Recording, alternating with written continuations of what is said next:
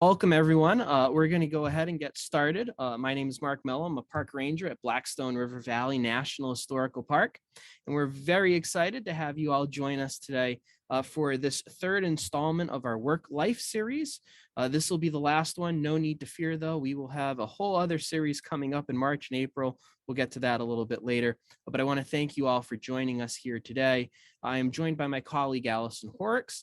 Allison is going to be doing kind of the back of the house stuff. She's going to be our tech person, point of contact with all things tech. Feel free to reach out in the chat with any questions or comments and technical difficulties. Feel free to reach out to Allison. I also want to thank the Blackstone River Valley National Heritage Corridor, Devin Kurtz, the executive director, Molly Cardoza, the volunteer and outreach coordinator, and Bonnie Combs, the marketing director, all of whom are with us today on this call for partnering with us to co-host this series. We couldn't do it without all of you, so thank you very much for co-hosting this series with us. This program is being recorded, so feel free to turn off your cameras or turn them on, whatever you're most comfortable with, and please remain on mute for the formal part of our conversation today together. So over the past two presentations and today, we have been investigating the tenuous relationship between work and life. By using the 8-8-8 labor movement of the 19th and 20th centuries, 8 hours for work, 8 hours for rest, 8 hours for what we will or recreation, we have discussed how our ancestors dealt with each of these topics and how we, especially after the outbreak of the COVID-19 pandemic 2 years ago, have been forced to adjust to what working means in a changing world. In our first discussion, we had a lively conversation about modern work in old mill buildings. 2 weeks ago, we discussed the importance of rest and mental health in the workplace, both historically and today.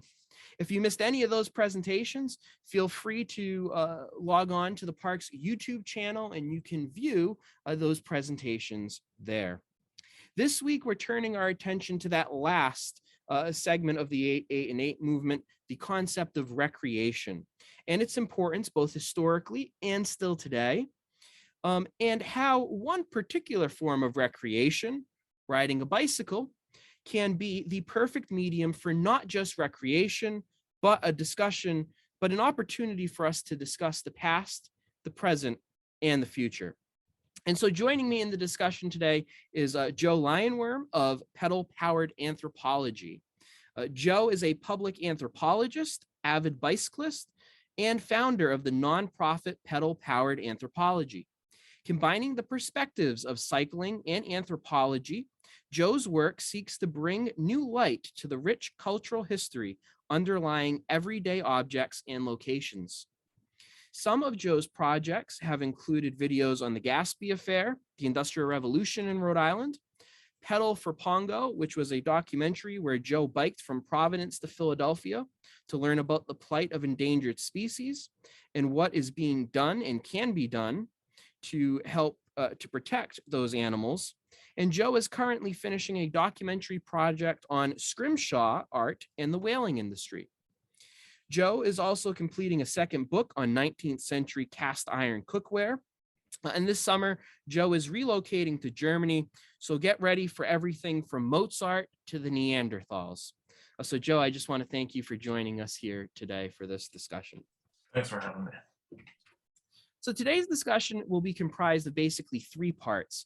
First, I'm going to dive into a close look at Slater Mill and its unlikely and little known connection to the early bicycle craze of the United States of America.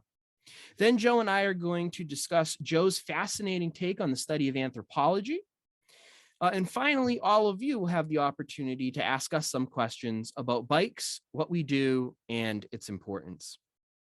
And so to get started, we're going to talk a little bit about that interesting and unlikely connection that my place of work, Old Slater Mill, has with bicycles.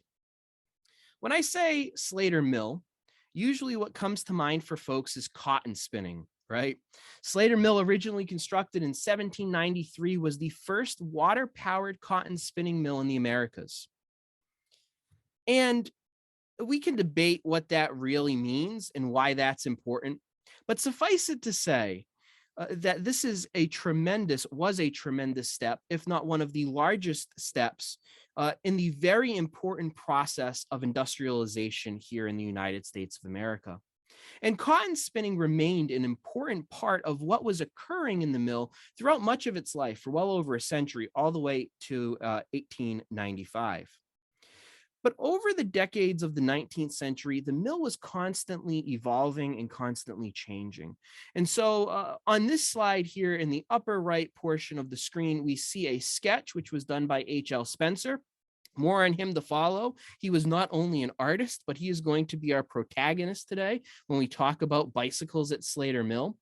But he drew this sketch of as old Slater Mill would have looked like when it was first constructed in 1793. Very different than what we see today, only about 43 feet long, 29 feet wide, just 2.5 stories tall. That iconic bell tower hasn't been added to the building yet.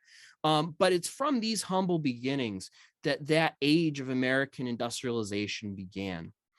And ultimately, over the course of its life, from 1793 until 1912, the mill will be added on to 7 different times. And so we see here in the bottom of this slide here, a sketch of what Slater Mill would have looked like somewhere between the years of 1840 and 1869. A lot similar to what you would see today, but you notice that obvious addition off of the front end of the building there as it's being sketched of an entire first floor, which no longer remains a part of the building. But this is just one stepping stone on that process of making Slater Mill a larger textile mill, trying to keep pace with the newer industrial factories that were being built throughout the 19th century, trying to make it larger, trying to keep pace with newer factories that were being built in Rhode Island, Massachusetts, and all across New England.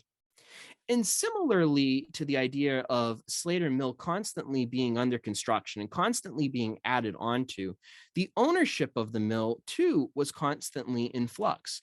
A lot of people wrongly think that Slater had ownership in the mill for his entire life. He actually officially sells off his interests in the mill in 1829, so several years before he actually died. And it was William Almy who was the last of the original owners of the mill to relinquish his portion of the mill upon his death in 1836. And subsequently, ownership eventually fell to his daughter, Anna Almy Jenkins, in 1846. And what ensued in the decades of the 1850s, 1860s, 1870s was numerous different owners, the mill constantly, similar to it expanding in size, the mill's ownership constantly passing into different hands. And so we see several owners of the mill through those decades of the 1850s, 60s, and 70s. And it was those owners that started to diversify what was happening in Slater Mill. Cotton spinning operations were still happening, but they began to lease out portions of the mill for other use. And that included a hair cloth company, which was operating in the mill during those decades, and a twine and cordage operation that was happening there as well.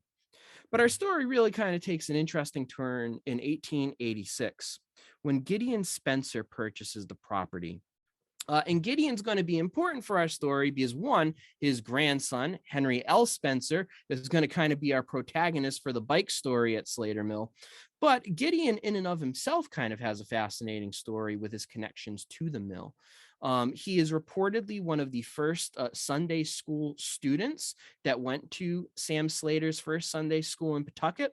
And he was also one of the early child laborers in the mill as well. So he had intimate connections with the mill long before he ever purchased the mill in 1886. But really, we want to talk about the Spencers because of Gideon's grandson, Henry. And that is an image, a photograph taken of Henry here on the right side of your screen. At the very young age of 21, Henry Spencer began to sell bicycles. He was the first person to sell bicycles in Pawtucket and reportedly the second person in the entire state of Rhode Island to sell bicycles. And I could not find any hard evidence of who was the first person, but one account does name him as the second person in the whole state, the first person in the city of Pawtucket to sell bicycles. It's unclear whether he rents the space from his grandfather or his grandfather just allows him to use the space, but he's going to set up a bicycle shop in the building adjacent to Slater Mill. A lot of people think that they were making bicycles in Slater Mill. That is not the case. Basically, Spencer is going to set up a store where folks can go and purchase bikes in the building at first adjacent to the mill, and we'll get to an image that'll show where that building was historically located in just a few seconds. At first, Spencer is selling what are known as penny farthings. Many people will know these also as high wheelers. It is what similar to the bike that you see here on the left of the screen, that most people usually associate with a 19th century bicycle, right? That very iconic look of the larger wheel with the smaller wheel on the back. The name penny farthing comes from its resemblance to English coinage. A penny is larger than a farthing.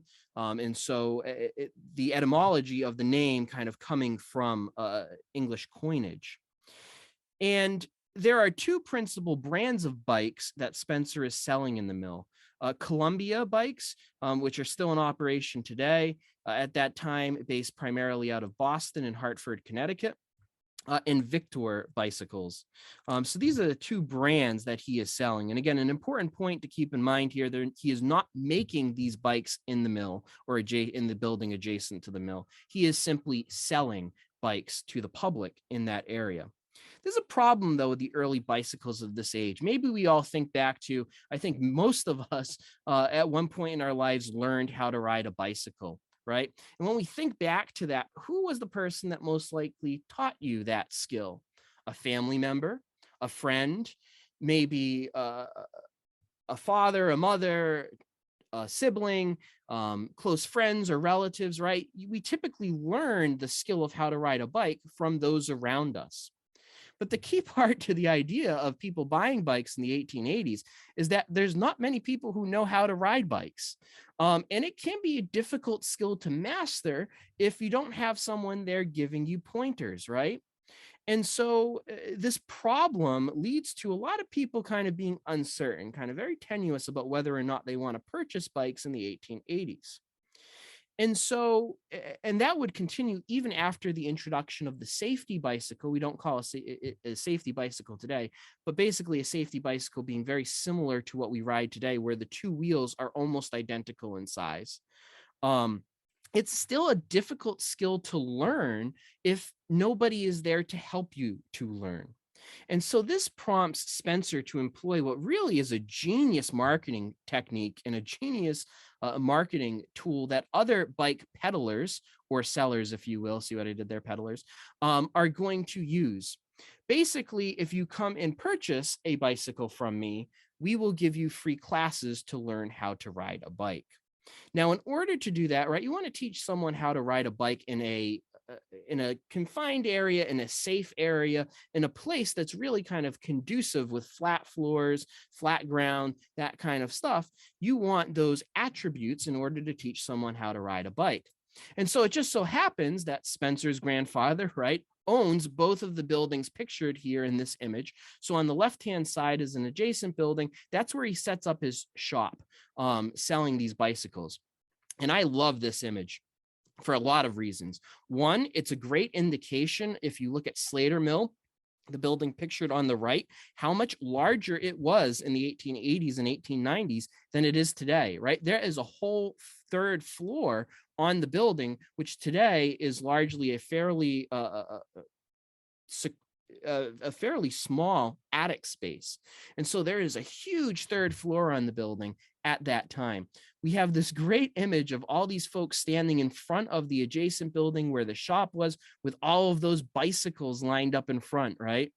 And when you look very closely at the wall of Slater Mill, you may notice that painted on the wall right above the second story windows is the word bicycle rolling rink. And so basically what Henry is going to do is he's going to convince his grandfather to allow him to use what at that time was a vacant third floor as a bicycle rink. Now, I don't want you to think of this as, and someone asked this question on our Facebook page this week, and it was a great question. Was it like a velodrome, one of those indoor bike tracks that have the curved banks and all that stuff where they do bike racing? No, that's not at all what this bicycle rolling rink is like. Think of the architecture, though, of Slater Mill, right? On the inside, nice hardwood floors, a flat surface, right? In a controlled space without the outside effects of the environment, right? It's the perfect place to learn how to ride a bike. And so he is going to start to use the third floor of the mill as a place to teach folks how to ride a bike. And that will begin somewhere in the area of 1886, 1887, shortly after his grandfather purchases the mill itself. This is an image from the Sanborn insurance maps. These are great resources, not just for Pawtucket, but for many other cities. There's a whole series of these where these insurance maps literally are listing out who owns these facilities, what they're doing in these facilities. And you'll notice here the larger rectangle right at the heart of your screen, right in the center of your screen, Old Slater Mill, built in 1793. Sure, there's still carting and mule spinning operations happening on the first floor, coffin trimmings on the second floor, having your coffin made in Old Slater Mill as well. It's a different story. But on the third floor, a bicycle rink. Here are, I have a few early ads that appeared that Spencer put out in local papers and other publishings. Here we see H.L. Spencer's bicycles in operation since 1882. And right there in the middle of this ad, instruction free to purchasers in the Old Slater Mill rink. Here's another one. Again, Columbia's and Victor's, the two primary brands that he is selling at that time in the 1880s and 1890s. A really cool kind of drawing of Old Slater Mill and the adjacent building where he had his bike shop set up. A really, again, another interesting ad from that time, speaking about what Spencer is doing. And this kind of bike craze that takes hold in the 1880s and 1890s here in the United States really starts to take hold. And one of those individuals who purchased a bike from H.L. Spencer at Old Slater Mill was a gentleman who lived in Pawtucket by the name of Walter Crawford. And Walter Crawford is just one example of many people who went and purchased bikes from Spencer. He purchased his at $90 on April 25th, 1887. And he recorded in his diary that he took 3 lessons in the Slater Mill rink, and then he hit the road. Wasn't always great for Mr. Crawford. Shortly thereafter, he crashes his bike on Main Street in Pawtucket and ends up bending his handlebars. But it was a learning process, right? And he went shortly thereafter for more lessons in Mr. Spencer's rink after his unfortunate tumble on his bike. In an illustrated history of Pawtucket, which was published in 1897, there is a biography of Henry Spencer that is part of this book. And it states the believed importance of the bicycle and what it represented to the building itself, the Old Slater Mill, as being the heart of the birthplace of the American Industrial Revolution. The article said this of Old Slater Mill, quote, "This old building has carried on within its wall, during the space of a little over 100 years, many varieties of industry, and range from the first successful cotton spinning machinery to the bicycle, and it represents an epitome of progress of this century," end quote. An epitome of progress of this century. And so with folks thinking stuff like that, it shouldn't surprise us that what else is happening in Pawtucket right around this time, that this Slater bike rink is opened, but the celebration of the Cotton Centennial in 1890. This is a large celebration which happened in Pawtucket, basically celebrating the 100th anniversary of those first successful water-powered cotton machines going into action in Pawtucket. And so it shouldn't surprise us with people talking about the bicycle representing an epitome of progress of the century, that bicycles played an important role in the celebration of the Cotton Centennial. And guess who is at the lead of the bicycle craze in the Cotton Centennial? Our friend Henry Spencer, right? Shouldn't surprise us. It's a perfect marketing ploy for him. After a week-long celebration, a bicycle troupe with Spencer at its lead, dressed as a knight, rode in the King Cotton Carnival Parade. I will say, as a side note here, there is a lot to unpack when it comes to the Cotton Centennial celebration. Some of the ideas that were being put forth by the people in charge of the Cotton Centennial celebration. I will note that the King Cotton Carnival Parade was spelled with 3 Ks instead of its appropriate KCC. It was spelled as King Cotton Carnival with 3 Ks. There's a lot to unpack there. Be on the lookout for future presentations and talks about just that. We're not going to go there today, but I do want to note, though, that there is a lot to unpack there when it comes to the Cotton Centennial. The day's events also culminated with a bicycle race where awards were given for a 3-mile race, a 1-mile race, and a boys race. Bicycles in many ways were proving to be a symbol of progress. And we see this in many ways socially, from certain bike groups advocating for roads to be paved, really making the way for paved roads for automobiles, because they're pushing for paved roads to make it safer for bicyclists to go out and to ride on the roads, to even some progress in women's rights movement as well. However, it is around the latter years of the 1890s that we see Spencer close the rink. And around that time is when we start to see a precipitous drop in interest in bicycles as well.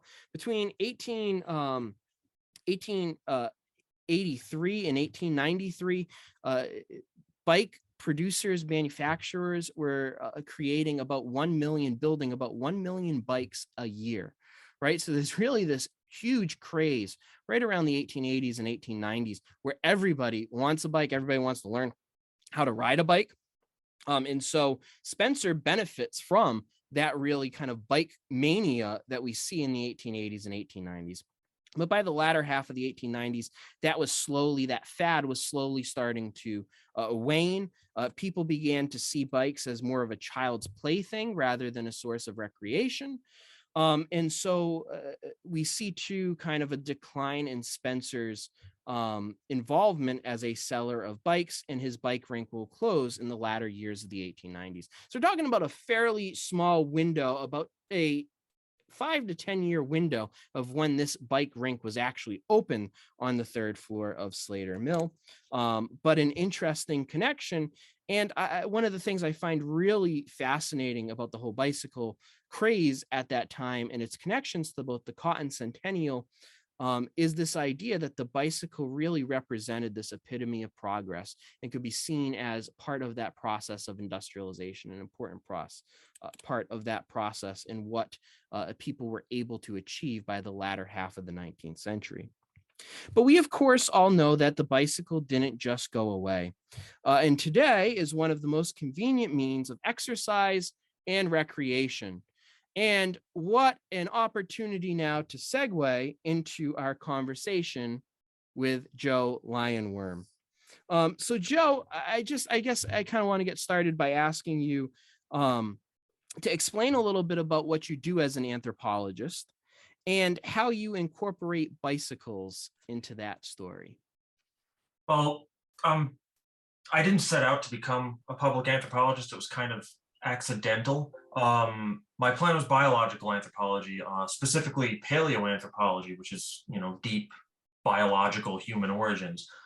But I travel on bicycle. For years I didn't even have a car. I share one now with my wife, but that's sort of being phased out. And when we get over to Germany, we're not planning on having a car at all if we can get by without one. So, as a bicyclist, you sort of have to be perpetually aware of everything around you just to, not crash. So as I got deeper and deeper into my anthropological studies, I noticed as I'm biking, I'm starting to pick up, names on road signs or whatever, and just being hyper aware of what's around me. But then with my anthropological lens, thinking about it in the context of culture, which is everywhere, no matter what you're looking at. And it started synthesizing at some point, sort of two things that were said to me during my undergrad. The first one was by a guy I studied archaeology with, Pierre Morinon. He said that pretty much the best way to have a successful and lucrative career in anthropology is to make use of your surroundings, and within archaeology. So I kind of had that in my head anyway. And then I did a field school over in Kenya, and it was really, really remote Kenya. And there were students from all over the world. And one of the other students there, this guy from Ethiopia, we became close friends, and he asked me to send pictures of where I live when I get back home. And one day I was biking on the East Bay bike path, and I just took a couple pictures, and when I got home, I sent them to him. And he commented that he really would love to see that himself someday. And it wasn't like I'd love to visit the United States. It was, I would love to go ride the East Bay bike path with you someday. And it sort of clicked in my head that, an exotic location is relative to where you are. I always wanted to go to Kenya, to go near Lake Turkana, and move sand grains around with dental tools. And Thomaskin, my Ethiopian friend, he thought it would be amazing just to visit and go check out the East Bay bike path. And I sort of blow that off to sit on the couch with my cat sometimes. So the idea that something that's so throwaway near us could be a profound travel experience for somebody else, I was like, all right, so this is boring to us, but there's so much depth there. There's so much that people everywhere could be interested in. And coupled with how observant you are on a bicycle, it all just sort of, meshed together. So along those lines, I guess, about what folks may find interesting riding along the East Bay bike path or the Blackstone bike path in the valley. One of your early projects was a documentary called Rhode Island's Industrial Revolution, the Rise and the Fall of an Empire. And so I was wondering if you could kind of talk a little bit more about why you chose that as one of your early projects.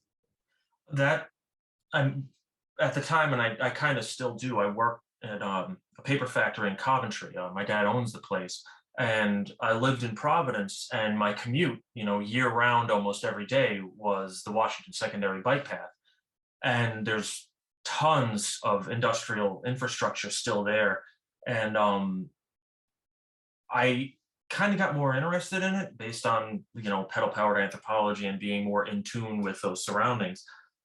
Growing up in Rhode Island, you kind of hear about the Industrial Revolution your entire childhood going through school. So it was just kind of like, all right, there are those old mill buildings there.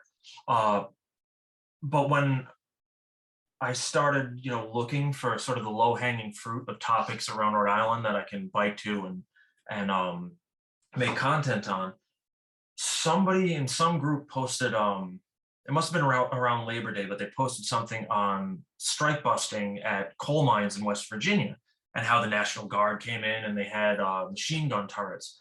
So I was like, all right, I have family in West Virginia and I visit them regularly, so maybe I could check that out. So I Googled like strike busting machine gun turrets, and I got hit for Rhode Island. And it was the Natick Mill, and there was this big textile strike in 1922, and they called in the National Guard, and they mounted machine gun turrets on the roof. I'm like, this is what I bike past. Like, I never even gave it a second thought passing these things. So I was like, all right, I'm going to do a 10 or 15-minute video just on that strike. And then I needed more and more context, and I can never calm down about anything. So it turned into a almost hour-long documentary, and it premiered at the Museum of Work and Culture. And it really took on a life of its own from there. And the Industrial Revolution wasn't, I wanted to go study Homo habilis. I wasn't, the textile mills weren't really on my radar at first, but once you start sort of scratching the surface, it's this huge project that you can take in almost any direction that you want. And it's a fascinating documentary.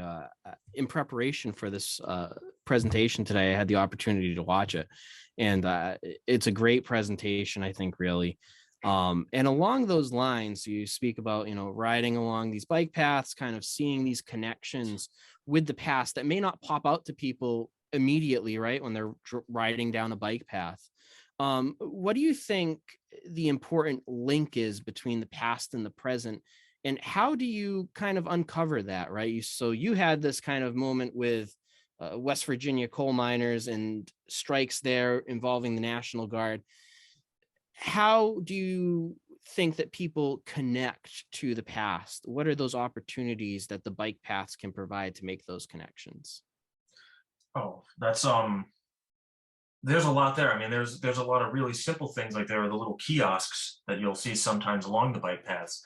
Um, some of it you almost sort of have to realize it's there, whether it's, rail platforms, um, or crossover controls, the mill buildings, obviously. A lot of it for me, it was just scenery, but it's also like I knew that this was an old rail bed. I didn't know how economically important it was really until I started researching for that documentary. But one of the like amazingly beautiful things really about the bike paths is how they reincorporate that old industrial landscape, and it has, in many respects, a major transit artery that cuts through it, and you can still see all that infrastructure.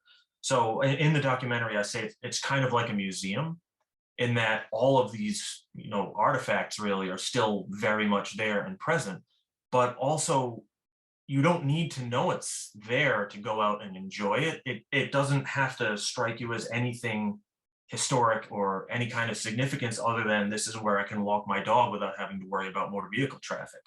And I think that's great that that history is there. You can look and see it everywhere. I wish there was a bit more signage and a bit more, what you're on when you're there, um, to it. But I like that you don't necessarily have to be, oh, I'm going to go to an industrial museum today. You can just be going for a bike ride and you're riding through one. So there's sort of multiple layers of enjoyment and utilization. I think that that's a fantastic point. And in many ways, right, that is what I think that sometimes we as the National Park Service strive for and struggle with, right? We protect these tangible resources, and they're all around us in the Blackstone River Valley. And especially at one of our park locations, the Blackstone River State Park in Lincoln, Rhode Island, where the Kelly House Transportation Museum is, the Blackstone bike path run right through it. There is so much tangible history, and you speaking of this kind of excites me as an interpreter because it's all there around people. And in many ways, I think one of our challenges at sites like that is how do we passively interpret those sites, right? If someone's walking their dog, they may not want a ranger to walk up to them with a flat hat on and be like, you're going to learn about the Blackstone River Valley today, right? But those, and I think that it's a great point that you bring up with signage, right? How can we provide those passive opportunities for people to still engage with the landscape around them? So I think that that's an awesome point. Definitely. Uh, in one of your other projects, I think the one that I found the most interesting was Pedal for Pongo. Not just because you rode all the way from Providence to Philadelphia on a bike, which I admire, the courage and the mental and physical fortitude it took to do that. But you make some really interesting connections in Pedal for Pongo between socioeconomic status and environmentalism. And I don't want to put any words in your mouth, but I was wondering if you could elaborate a little bit on the link that you see between poverty, survival, and environmental degradation. Yeah, it's funny that literally that whole project started off simply as a fundraiser for orangutan conservation. And with everything, it built from there. And I didn't really set out to make those links. They became more apparent as we were going through it, because we were expecting just to go to several different locations and speak to people who were sort of, on the front lines of environmental and animal conservation. But then, we started in Providence. At the time, we lived in lower South Providence, so very much inner city, and went down the Washington path, all the way down to Summit, and then got off there and into Connecticut. So we're seeing like very, very like thick urban areas getting more suburban, and then very urban, or very rural. Um, and that sort of repeated itself as we moved towards and then away from a city. And within the context of going and interviewing a zookeeper or a primatologist or whoever about these type of issues, and how the the things that we see, like we don't have flaming rivers anymore because we've moved away from that sort of the horrible side of industrialization. We don't see it here, but it's happening elsewhere. And within the context of, even Rhode Island's industrial revolution, where we passed through when it was happening here, we passed through that infrastructure, that landscape. Sort of having those conversations with people dealing with this in Indonesia and elsewhere, and relating it to here, you're kind of seeing like we have so much pressure put on us to, recycle or use compostable plastics and everything.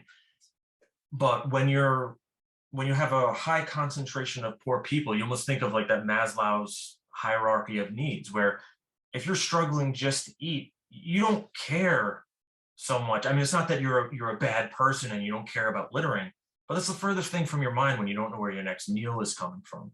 And that's kind of what we're seeing when we're biking, through the Bronx and through economically depressed areas, and then going to these beautiful places where it's someone's yard was so big it's a like private reserve or something, no hunting. Like this person's yard is so big you might accidentally hunt on it. And I'm thinking that the types of priorities that these very disparate groups of people can have, just based on their own comforts or lack thereof. And I may have gotten a bit away from the actual question, but maybe I made the point well enough. I think you did, definitely. And I asked that question because I think it's a great segue to our own story here, right, in the Blackstone River Valley. Yeah. And you kind of already hinted at it a little bit.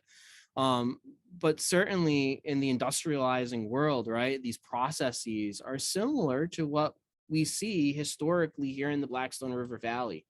And so I guess, can we learn any lessons from what was happening here in the Blackstone River Valley in the 19th and 20th centuries with industrialization? And how can those lessons be applied to what's happening in other parts of the world that are currently going through industrialization? I think that's really tricky. I mean, on the one hand, we can say we did that here. We had this horrible pollution, this deforestation, this environmental collapse in many ways. The Cuyahoga River, I mentioned in Pedal for Pongo, it caught fire a number of times because of the amount of pollutants. So it's one thing to say, like, we lived it, you shouldn't go through that, but it's also just like all these, economically depressed areas we bike through.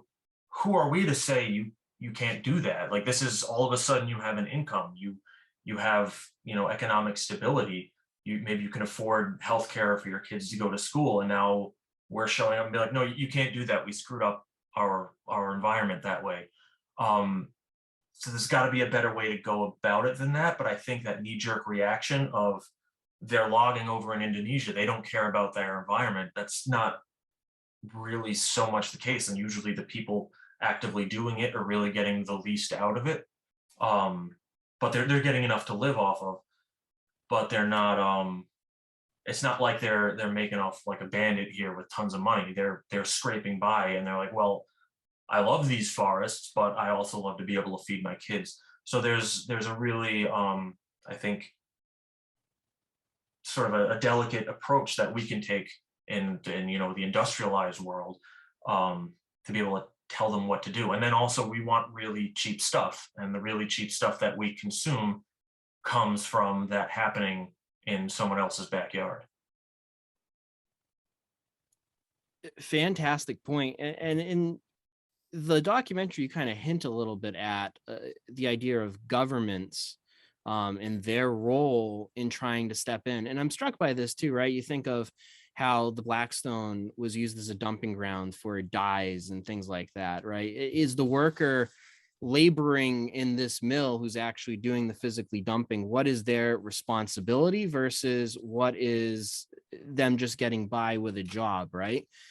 So where do you think the role of government comes into this in trying to make sure that we don't completely destroy our world around us, but trying to find that happy balance of knowing that a lot of these people who may be deforesting places, right? It's Maslow's hierarchy, right? It's part of what they need to do to survive. So where is that balance? How do you think we find that happy balance between polluting our world and destroying the world around us, and making sure that people have enough resources to still get by?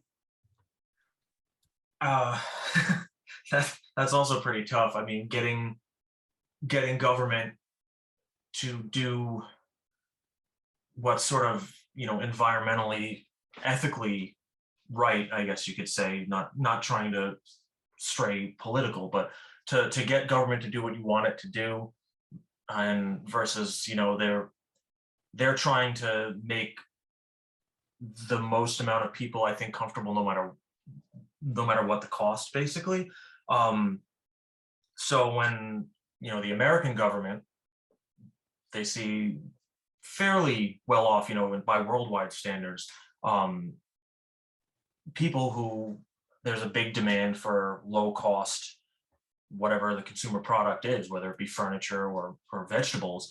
um, they approach the Indonesian government and say, we can bring this logging operation here, we can really uplift a lot of your people. It's kind of difficult for the Indonesian government, or whatever country, not necessarily singling out Indonesia, but the Pedal for Pongo was heavily focused on that. Um, it's kind of hard for the Indonesian government to say, no, go somewhere else, because now all these people, they still need their money, they still need food, they still have no real access to employment. So it's really difficult.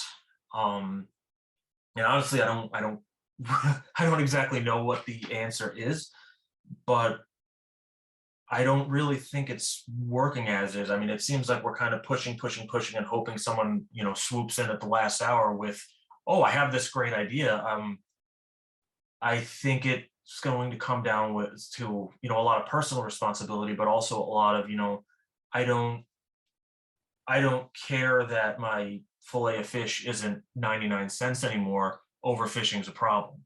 So there's also, we can't just buy recycled paper towels and hope to fix the issue. There's also a lot of corporate interests that keep things out of our backyard so we don't have to think about it, we don't have to see it. But we have to snap out of that if we're going to find that happy medium between, Indonesian farmers have an income and we have a comfortable lifestyle, and also the environment isn't being ruined. There's a lot of moving parts that have to come into place there, and it's not an easy thing to approach. And we see what it did in United States industrialization. Great answer. And I think in many ways, one of my colleagues always puts it the best when he says, it's complicated, right? And I think that it's fascinating to have these types of conversations, though, about these issues, because even if we want to push it even further, not just environmental degradation, but the use of child labor in certain parts of the world. And certainly we are very guilty of that here in the United States. But the ideas of industrialization and the use of child labor in certain parts of the world, right, and how that affects, cheap goods, but at what cost worldwide, right? And we're not seeing it firsthand, but it is still happening, and what is our responsibility and all of that. So I think that those concepts and those lessons certainly apply across the board. At this point, this has been a great conversation so far. I want to allow everybody here the opportunity to ask us some questions. So feel free, if you want to type those in the chat, raise your hand using the raised hand feature on Zoom. We'd be happy to field any questions that any of you may have.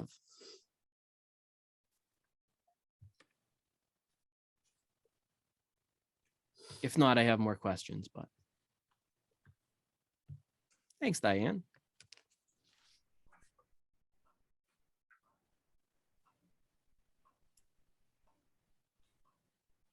Hey, Mark, I have a question. Absolutely. So something we haven't touched on yet in this presentation, but I know you've done some really interesting work on, Joe, is kind of the less visible today legacies of slavery, particularly in Rhode Island. And that's something that you've been doing some work on. I wonder if you could tell us a little bit about that work and how kind of that process evolved of you pretty much literally stumbling across a piece of Rhode Island history and then the steps that you took to learn more. And I believe for you that started with an exploration of a cemetery, but just kind of walking through that process of getting interested in something and then doing the research to try to better understand it. Yeah, I mean, I'm almost pathologically curious about things, and I think you mean the cemetery in Bristol, where I went there and the Adjoa de Wolf's headstone was cracked in half and laying down, whereas the rest of the cemetery was like immaculately clean. And it was Adjoa de Wolf and Judith Honeyman. Their headstones were, covered in leaf litter and everything, where everything else was really, there were flowers planted, everything, someone had weed whacked really close to the headstones. But the people who were enslaved by the de Wolf family were still kind of neglected. I think that's what you're talking about. I kind of just started digging there, reaching out to historical societies, Bristol Historical Society, asking for information on the de Wolfs. I found the documentary Traces of the Trade that you learn that, Rhode Island wasn't just involved in the slave trade. They were sort of a corner of the triangle, really. And we don't think about that much being in Rhode Island. We think of how the slave trade was abolished, what was it, 1807 in Rhode Island, that there were no more slaves being brought in here. It was very early, but the de Wolfs continued it. We feel absolved from that responsibility, being on the right side of history in the Civil War, but we really built up, I mean, we as in, Rhode Islanders, not putting personal blame on it today. That like earlier, that's another conversation that we can have, but there's a lot of Rhode Island wealth and history that was built up from slavery. Even in Rhode Island's Industrial Revolution, I talk about how a Rhode Island textile specialty was Negro cloth, and we spun cotton into a twill fabric that was traded to the South in exchange for more raw cotton. And at one point, that was about 70% of Rhode Island's textile production. So 70% of the largest textile economy in the world was going to clothe slaves in order to get that 30% that we sold elsewhere. So there's a lot of that lingering legacy of slavery and the slave trade in a lot of Rhode Island's industrial and, even scenic landscape up in Bristol. The entire town, I think it was after the Revolutionary War, the de Wolfs rebuilt the town of Bristol, and that's where their money came from, was from the slave trade. Same with the Browns. They were really a big part of the slave trade, and it's not as easy to see, I think, up here, unless you're trying to find it, but it's everywhere, sort of underlying a lot of what's out there. Kathleen has her hand raised. If you want to unmute. And hi, Mark. You were talking about information along the bike trails and some of the historical sites. I know there's an interactive map. Does that give some of the history of the bike path, or the historical sites along the bike path? that's a great question. So are you referring to the map that the Heritage Corridor has with all the different places that you can? Correct. Honestly, I'm not 100% sure on that question. Molly or Bonnie, feel free if you want to answer that. I'm not too sure how much history is. It's a great resource. I'm not too sure how much history is on it. Hi there. The app takes you to places to see and explore, but it doesn't have all the interpretive signs on it. So it would be an interesting thing to think about how we could incorporate that into the app. Great suggestion. Yeah, Mark, we're looking at that app, but we're also exploring several other options to incorporate, whether it's a story guide app. I know that the National Heritage Areas Association is looking into a lot of different types of technology for that. And we're also exploring grants currently to introduce additional signage along the bikeway. That'll be both historical as well as environmental. Awesome. Thank you, Devin and Bonnie. And great question, Kathleen. Anyone else have any questions?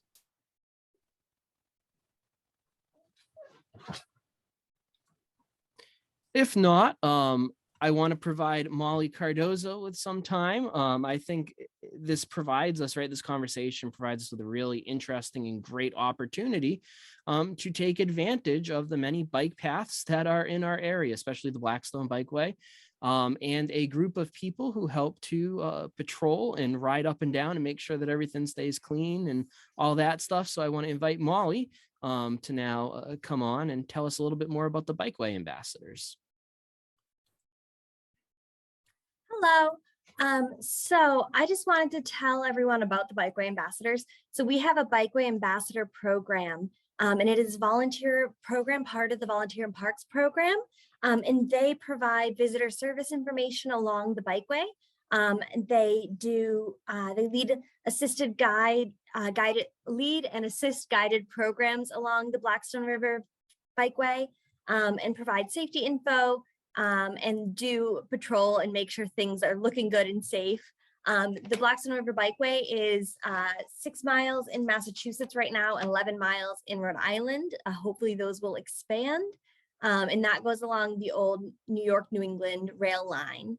And so there's a lot of different historical places you can stop along there, one of which goes through what Mark was saying, the Heritage State Park in Lincoln. So if anyone is interested in joining our Bikeway ambassadors, I'm putting in the chat the link to our website volunteer page, and please send me a message. And I would love to tell you more about this wonderful program that we have. I know we have some Bikeway ambassadors here today.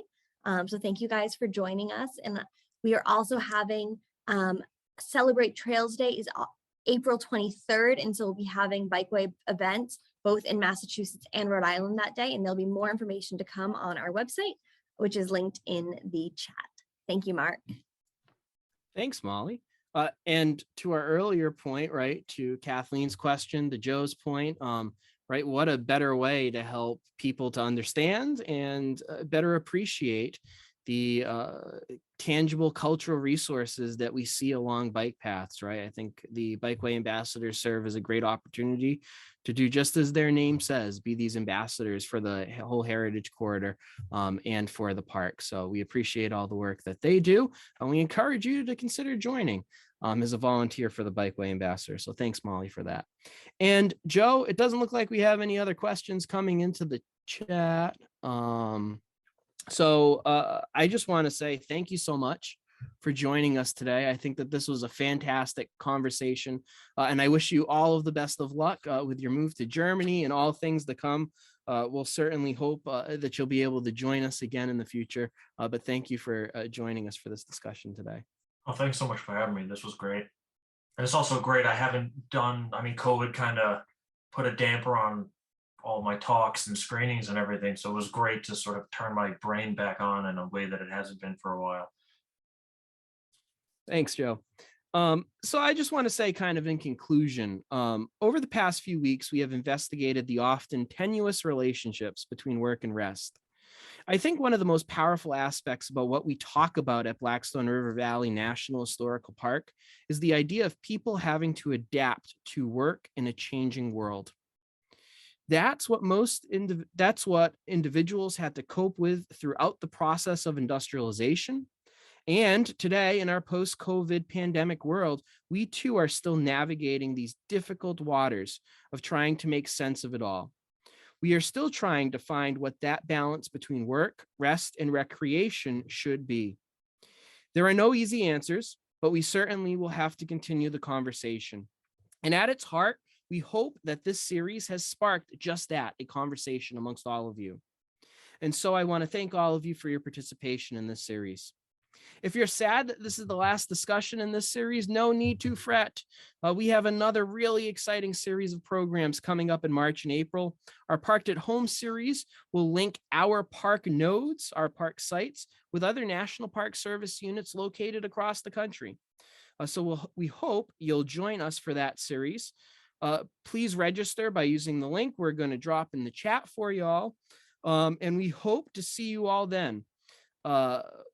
Now we'll open up the virtual room to any informal conversation for those of you who would like to hang around. But for those of you who are on to the next thing today, thanks for joining us and have a great day, everyone. Thank you. Thank you so much.